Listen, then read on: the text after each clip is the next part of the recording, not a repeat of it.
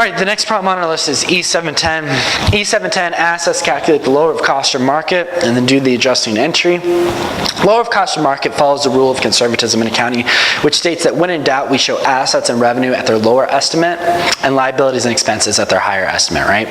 With that in mind, when we're trying to determine which one's the lower of cost or market, we want to exclude those market items that are higher than what the cost is, right? In our example, they use the costing method FIFO. So if we can compare the two and we find that the market value, which is typically represented by replacement value, is higher than the cost, right? We don't write the item up. That would violate the rule of conservatism. That would show assets at a higher estimate, okay? We want to show them at the lower. That follows the rule of conservatism, and that's the whole reason why we do lower of cost or market.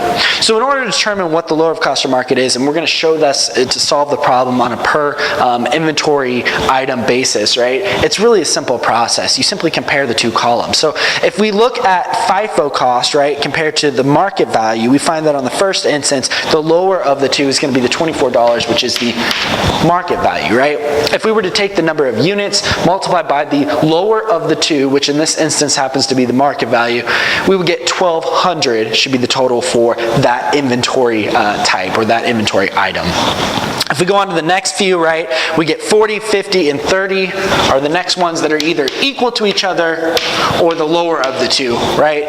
Because on the second one's instance, both the market value and the unit cost under FIFO was $40. And then on the last one, we find that the market value, again, is lower than what the FIFO amount is. Multiply these out, 10,400 is what inventory should be. This is the lower of cost or market. This is what inventory should actually be holding. This is what it should represent in the books, right?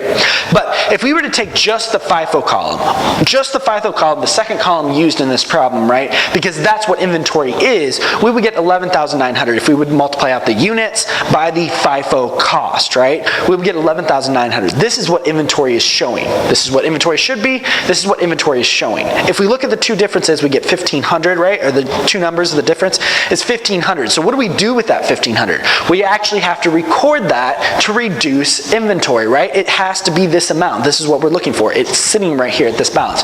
So in order to recognize that, we would debit cost of goods sold, credit inventory, 1,500, 1,500. This decreases inventory, right? A credit to an inventory account, which is an asset, decreases that asset. Debit to cost of goods sold increases this account because this account is shown as an expense. You increase expenses with a debit. We can book this to cost of goods sold because the cost of carrying this inventory and the risk related to the market value dropping, right, is seen as a cost in order to sell. It's seen as a cost. So that's why we do this journal entry, and whenever you get this adjustment, right, here's how you actually recognize it on the books. Pretty straightforward process. It can get more complex, but you'll learn about that in intermediate accounting. This is what we have right now. Please send me any questions that you have on E710.